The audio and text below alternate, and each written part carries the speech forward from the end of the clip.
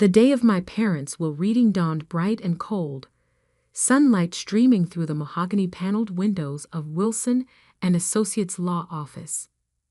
I sat quietly in the corner, watching my brother Marcus strut around the room in his tailored suit, already acting like he owned everything in sight. Which, if I was being honest with myself, he probably did. "Miss Sarah Bennett?" The lawyer's voice cut through my thoughts. "Are you ready to proceed?" I nodded, gripping the arms of my leather chair. At 32, I was about to find out what my parents really thought of me, though I already had a pretty good idea. The constant comparisons to Marcus throughout our lives had made that painfully clear. Mr. Wilson adjusted his wire-rimmed glasses and began reading. "To our son Marcus, for his unfailing dedication to the family business and maintaining the Bennett legacy." He went on to list assets that made my head spin. The family estate in Vermont, our summer house in the Hamptons, controlling shares in Bennett Industries, and a portfolio worth millions. Marcus's smirk grew with each item. Then came my part. "To our daughter Sarah." Mr. Wilson paused, shuffling his papers. "We leave the painting Autumn Twilight, currently hanging in the study of our main residence." The room fell silent. Marcus didn't even try to hide his laughter. "A painting?" I managed to ask, my voice barely above a whisper. "Just a painting?" "It was your mother's favorite," Mr. Wilson offered weakly, clearly uncomfortable with the disparity. Marcus walked over and placed a hand on my shoulder, his grip just tight enough to hurt. "Don't worry, sis. I'll make sure you get a good job in the company." "Maybe in the mailroom?" I shrugged off his hand and stood up. The Bennett family fortune, built over 3 generations, now belonged entirely to my brother. All I had was a single painting that my mother had bought at some small gallery years ago. I'd always thought it was pretty, a forest scene at dusk, with strange geometric shapes hidden among the trees, but it wasn't exactly a fair inheritance. "Is that all?" I asked Mr. Wilson. He nodded sympathetically. "The painting must be collected within 7 days." I left without another word, ignoring Marcus's calls behind me. The drive to my parents' house, now Marcus's house, felt surreal. The guards at the gate gave me suspicious looks, but let me through when I explained about the painting. Inside, the housekeeper Margaret met me with tears in her eyes. "Oh, Miss Sarah," she whispered, hugging me tight. "It's not right, what they did to you." I hugged her back, fighting my own tears. Margaret had been more like a mother to me than my own mother sometimes. She helped me take down the painting from the study wall, carefully wrapping it in a blanket. "Your mother used to stare at this for hours," Margaret said softly, "especially in the last few months. Sometimes she'd mutter about numbers and patterns. We thought the illness was making her confused." I looked at the painting more closely. In the fading light of the study, the geometric shapes seemed to shift and change, creating patterns I'd never noticed before. "Numbers?" Margaret nodded. She traced the shapes with her fingers, over and over. Mr. Bennett would get so angry about it. That night, in my small apartment across town, I hung the painting on my living room wall. It was beautiful in its own way. The forest scene was painted with incredible detail, each leaf and branch precisely rendered. But those geometric shapes, they didn't quite fit with the natural elements. They seemed almost deliberate, like they were trying to tell me something. I poured myself a glass of wine and sat on my couch, staring at the painting. My mother's final gift to me. Was it really just a cruel joke, a final reminder that I'd never measure up to Marcus? Or was there something more? My phone buzzed. Marcus calling again. I ignored it, like I had his last 5 calls. He probably wanted to gloat more, or maybe offer me that mailroom position. Instead, I opened my laptop and started researching the painting. Autumn Twilight, by an artist named James Morrison. No major exhibitions, no auction records, barely any online presence at all. The gallery where my mother bought it had closed years ago. It was like the painting had appeared out of nowhere. A text from Marcus popped up. "Don't be bitter, sis. Come work for me. It's what Mom and Dad would have wanted." I snorted. What my parents had wanted was for me to be more like Marcus, to care about profit margins and shareholders instead of pursuing my passion for art history and restoration. I disappointed them by choosing my own path, and now they'd made their feelings crystal clear. But something about the painting kept drawing my attention. Those shapes. They reminded me of something I'd studied in my art restoration courses. Steganography, the practice of hiding messages in plain sight. I got up and examined the painting more closely. The geometric shapes were subtly different colors than the rest of the scene, barely noticeable, unless you were looking for it. And they seemed to form a pattern. A knock at my door made me jump. It was past midnight. Who would be visiting at this hour? Through the peephole, I saw Marcus standing there, his usually perfect hair disheveled. "Sarah," he called out. "Open up. We need to talk about the painting." I stayed silent, watching him through the peephole. He'd never shown any interest in art before. Why was he here now, in the middle of the night, asking about a supposedly worthless painting? "Sarah, please." His voice took on an edge of desperation I'd never heard before. "Mom left instructions about the painting. You need to give it back." Instructions? My heart started pounding. Maybe I wasn't crazy. Maybe there really was something hidden in those geometric shapes. "Go away, Marcus," I called through the door. "The painting is mine. It's all I got, remember?" "You don't understand," he hissed. "That painting, it's not what you think. Give it to me now, and I'll give you $5 million. $5 million? For a painting he'd laughed about just hours ago? I backed away from the door, my mind racing. Marcus was many things, but he wasn't stupid with money. If he was offering that much, the painting must be worth far more. I heard him fumbling with something. Keys?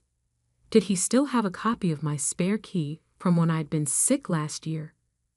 I quickly grabbed the painting off the wall and ran to my bedroom, locking the door behind me just as I heard my front door open. "Sarah." Marcus's voice echoed through my apartment. "Where are you? Where's the painting?" I held the painting close, my hands shaking. In the dim light of my bedroom, those geometric shapes seemed to glow faintly. And then I saw it, a pattern I'd missed before. The shapes weren't random at all. They formed numbers, hidden so cleverly in the forest scene that you'd never notice unless you knew exactly what to look for. "Sarah." Marcus was getting closer. "Think about what you're doing. That painting is worth more than you can imagine." I turned the painting over, inspecting the back. The original canvas was professionally mounted, but something about the framing felt off. A slight gap that shouldn't be there. My bedroom door handle jiggled. "Sarah, open this door right now." With trembling fingers, I pried at the gap in the frame. A small piece of paper fluttered out, covered in my mother's elegant handwriting. As I read the first line, my breath caught in my throat. "My dearest Sarah, if you're reading this, you've discovered what I always knew you would. You see patterns others miss. You question what others accept. And now, my darling girl, you're about to understand why your father and brother have always been so afraid of you." The pounding on my bedroom door grew louder, but I barely heard it. I was too busy reading my mother's letter my hands shaking as each word revealed a truth that would change everything. The numbers in the painting weren't just random shapes. They were coordinates, accounts, and passwords to something that would shake the very foundation of Bennett Industries. And my brother, still shouting outside my door, had no idea that his perfect world was about to crumble. I don't know how long I sat there on my bedroom floor, reading and rereading my mother's letter, while Marcus continued his tirade outside. My hands trembled as I absorbed each carefully written word. The numbers in the painting, when combined with the access codes I've included here, will lead you to the truth about Bennett Industries. Your father and brother built their empire on stolen innovations, patents and designs taken from brilliant minds who trusted them. I was one of those minds, Sarah. And you, my dear daughter, were always meant to be my successor. A loud crash from my living room jolted me back to reality. Marcus had apparently gotten tired of asking nicely. "I'm calling the police," I shouted, already dialing 911. "Go ahead," Marcus yelled back. "I'll tell them you stole company property. That painting belongs to Bennett Industries." But I knew better now. The letter explained everything. How my mother had been a brilliant inventor in her own right.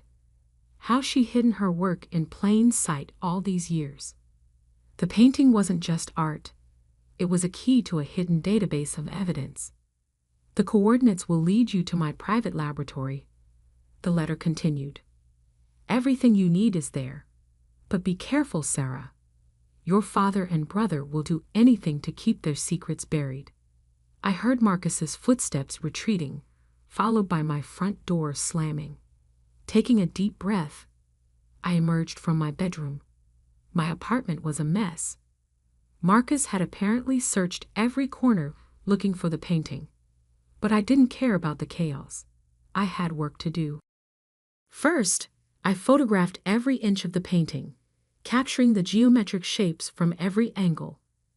Then I carefully copied down the coordinates from my mother's letter. According to her instructions, I needed to overlay the shapes in a specific sequence to reveal the full set of access codes. My phone buzzed again, this time with a text from Margaret, our old housekeeper. "Miss Sarah, men are at the house removing all your mother's things. They're looking for something in her study. Please be careful." They were destroying evidence. I had to move fast. The coordinates led to a location in the Berkshires, about 3 hours from the city. My mother had written that she purchased the property under her maiden name, keeping it hidden from my father and brother. "The lab is underground," her letter explained. "The entrance looks like an old storm cellar, but it's equipped with state-of-the-art security. Use the first sequence of numbers from the painting to gain access." I packed quickly, laptop, the painting carefully wrapped in blankets, some clothes, and my mother's letter. As I headed to my car, I noticed a black SUV parked across the street, its engine running. Marcus wasn't done yet. The drive to the Berkshires was tense. The SUV followed me for the first hour, keeping a consistent distance. I took every detour and back road I could think of, finally losing them somewhere near the Massachusetts border. By the time I reached the coordinates, it was nearly dawn. The property looked abandoned at first glance, just an overgrown field with an old farmhouse in severe disrepair. But as I walked the grounds, comparing the geometric shapes in the painting to the natural landscape, I realized my mother's genius. The shapes weren't just numbers, they were a map. The seemingly random patterns of trees and rocks matched the artwork perfectly. The storm cellar was exactly where the painting indicated. Its rusted doors looked like they hadn't been opened in decades, but when I input the first sequence into a hidden keypad, they smoothly swung open to reveal a staircase descending into darkness. Motion sensor lights flickered on as I made my way down. The temperature dropped with each step, and I could hear the soft hum of ventilation systems. At the bottom, another keypad waited. This time, I needed to use the second sequence from the painting. The laboratory that emerged from the darkness took my breath away. It was like stepping into a different world. Pristine white walls, advanced equipment, and rows of computers humming quietly. But what caught my eye was the wall of patents and prototypes. Dozens of innovations that I recognized from Bennett Industries products, but with one crucial difference. They all bore my mother's original signature. "Oh my God," I whispered, moving closer to examine them. These weren't just similar to Bennett Industries technology. They were the originals. My mother hadn't just been a passive observer in the company. She had been its hidden genius. A familiar voice behind me made my blood run cold. "Impressive, isn't it?" I spun around to find my father standing in the doorway, looking exactly as he had the day he died, or at least, the day we thought he died. Marcus stood beside him, a satisfied smirk on his face. "Did you really think your mother was the only one who knew about this place?" my father asked, stepping into the lab. Though I must admit, hiding the coordinates in that painting was clever. "We've been searching for this facility for months." I backed away, clutching my mother's letter. "You're supposed to be dead." He smiled, but it didn't reach his eyes. Sometimes the best way to find something is to make people stop looking for it. Your mother's death was unfortunately real, but mine? Well, let's just say it served its purpose. The will reading was a trap, I realized. You wanted me to find the painting. "We needed you to leave us here," Marcus explained, moving to block the exit. "Mom changed all the security protocols before she died. We couldn't get in without the codes. And now," my father said, advancing slowly, "you're going to help us destroy everything in this lab. All evidence of your mother's work will disappear, and Bennett Industries' patents will remain secure." But they had made one crucial mistake. While they were talking, I had been backing toward my mother's main workstation. Her letter had mentioned an emergency protocol, a sequence of numbers that would activate something she called the Clarity Protocol. "Actually," I said, reaching behind me to input the sequence, "I don't think I will." The lab's lights suddenly shifted to a pulsing red, and a computerized voice announced, "Clarity Protocol activated. Broadcasting evidence to all major news outlets and regulatory agencies. Deletion impossible." My father's face contorted with rage. "What have you done?" "Mom called it her insurance policy," I said, feeling stronger with each word. "Every piece of evidence in this lab has just been transmitted to hundreds of secure locations. Patents, proof of theft, fraudulent documents, everything. Bennett Industries is about to face some very uncomfortable questions." Marcus lunged forward, but it was too late. Alarms began blaring, and the lab's security systems activated, sealing all exits. We were locked in, together with the truth that would destroy their empire. "She knew," I continued, watching their faces pale. "She knew you would try to bury her contributions, just like you buried her innovations. So she made sure the truth would come out, one way or another." Through the lab's small windows, I could see police lights approaching. Someone, probably the lab's security system, had alerted local authorities. My father and Marcus exchanged panicked looks as the sound of sirens grew closer. The painting that had started everything still sat wrapped in blankets by the door. Those seemingly worthless geometric shapes had led me exactly where I needed to go. My mother's final gift wasn't just a painting, it was justice. And as I watched my father and brother realize their perfect world was crumbling, I smiled, knowing this was just the beginning. The real story of Bennett Industries was about to be told, and this time, no one would be able to hide the truth. The next 48 hours passed in a blur of police statements, news reports, and corporate chaos. I watched from my hotel room as Bennett Industries' stock plummeted. Years of carefully constructed lies unraveling in real time. Bennett Industries CEO found alive, arrested for fraud. The headlines screamed. Corporate giant built on stolen patents. Mother's revenge. The hidden genius behind Bennett Tech. My phone hadn't stopped ringing since the story broke. Journalists, lawyers, former employees, everyone wanted to hear my side of the story. But I was only interested in one call. Margaret, our former housekeeper, who had more revelations to share. Your mother knew this day would come, she told me, her voice heavy with emotion. That's why she made me promise to give you this after the truth came out. An hour later, I sat in Margaret's small living room, holding another letter from my mother. This one was different, not instructions or coordinates, but a story. Her story. My dearest Sarah, it began.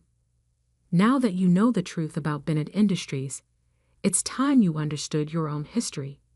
You were never less than your brother. You were always meant for something more. As I read, the pieces of my life slowly shifted into focus. My mother hadn't been just another victim of my father's schemes.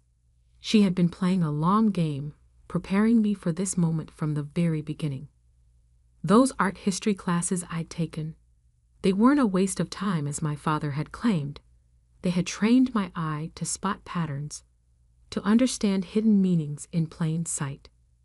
My work in restoration had taught me patience, precision, and the ability to reconstruct truth from fragments. Every time your father pushed you away from the business, my mother wrote, every time he favored Marcus, he was unknowingly helping to prepare you for this moment. You learned to think differently, to see what others missed. While Marcus was learning to maintain the lies, you were learning to expose them. A knock at Margaret's door interrupted my reading. A woman in a crisp suit stood outside, holding a briefcase. Ms. Bennett, I'm Alexander Chen from the SEC. We need to discuss your mother's patents. The next few hours were a crash course in just how extensive my mother's preparations had been. She hadn't just documented the stolen patents. She had continued inventing, working in secret in her underground lab. The painting's coordinates had led not only to evidence of past theft, but to innovations that could transform the industry. Your mother filed these patents under a trust, Alexandra explained, spreading documents across Margaret's coffee table, a trust that names you as the sole beneficiary. My hands trembled as I looked at the paperwork. Dozens of patents, all legally protected, all now belonging to me. Not just the old innovations my father had stolen, but new ones, years ahead of current technology. Bennett Industries doesn't just owe you restitution for the stolen patents, Alexandra continued. They've built their entire infrastructure around your mother's technology. They can't operate without it. So what does that mean? I asked, though I was beginning to understand. It means, Ms. Bennett, that you now effectively control the company that cast you aside. While my father and Marcus sat in jail awaiting trial, I walked into Bennett Industries headquarters the next morning not as the forgotten daughter, but as its new owner. The board of directors, desperate to save the company from complete collapse, had no choice but to accept my terms. Standing in my father's former office, I found another surprise, a wall safe hidden behind the painting that had once hung there. The combination? The final sequence of numbers from my mother's painting. Inside was a personal diary detailing every innovation he had stolen, every inventor he had betrayed. But more importantly, it contained a list of names. People like my mother who had been cheated out of their rightful recognition. 1 month later, I stood on a stage at a hastily convened press conference announcing the company's new direction. Bennett Industries was built on stolen dreams, I told the assembled crowd. Today we begin making things right. We're establishing a foundation to compensate every inventor who was wronged by the previous management. But more than that, we're transforming the company into what it should have been all along, an incubator for innovation, where brilliant minds are celebrated, not exploited. The painting that started it all now hangs in my new office. A reminder that sometimes the most valuable things are hidden in plain sight. The geometric shapes that once concealed my mother's secret now represent something else. The pattern of a better future, one built on truth instead of lies. Marcus wrote to me from prison, alternating between threats and pleas for help. I sent back a single photograph. The painting, now hanging exactly where our father's portrait used to be. He would understand the message. His world of deception was over. My father maintained his silence, but it didn't matter anymore. The truth he had fought so hard to bury was now his legacy. The great John Bennett would be remembered not as a visionary businessman, but as a thief who stole his own wife's genius. Late one evening, as I was preparing to leave the office, Margaret brought me one final letter from my mother. This one had been timed to arrive exactly 1 month after the company's transformation began. My darling Sarah, it read, if you're reading this, you've done more than just expose the truth. You've begun to rebuild from the ashes of deception. I never wanted you to inherit a corrupt empire. I wanted you to have the chance to build something honest, something worthy of your heart. I traced my fingers over her handwriting, feeling closer to her than ever before. The worthless painting had been anything but worthless. It had been the key to everything. More than that, it had been my mother's way of showing me that I had inherited something far more valuable than money or status. I had inherited her vision for a better world. 2 years later, Bennett Industries, now renamed Aurora Innovations, is unrecognizable from what it once was. We've become a leader not just in technology, but in ethical business practices. The foundation has helped dozens of inventors reclaim their stolen innovations, and our incubator program has launched countless new careers. The painting still hangs in my office, its geometric shapes now a familiar comfort. Sometimes, late at night, I could swear they shift slightly, as if my mother is still there, leaving me new patterns to unravel, new truths to discover. But the most important truth was there all along, hidden in plain sight, just like those numbers. Success built on lies will always crumble, but success built on truth and justice will stand the test of time. Marcus was released from prison last week. He sent me a message asking to meet, to talk about rebuilding our family. I haven't responded yet. Some patterns, I've learned, are better left unchanged. Instead, I spend my time focusing on the future. The company hosts an annual innovation fair where young inventors can showcase their ideas without fear of theft. Last year's winner was a young woman whose story reminded me of my mother. Brilliant, underestimated, but unwavering in her vision. As I handed her the award, I saw my mother's painting reflected in the glass trophy. The geometric shapes seemed to dance with approval, reminding me that sometimes the greatest inheritances aren't the ones we can hold in our hands, but the ones that transform us from within.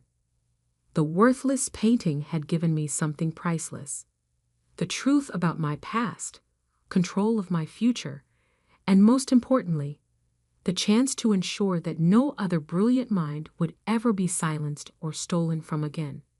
And that, I know, would make my mother prouder than any fortune ever could.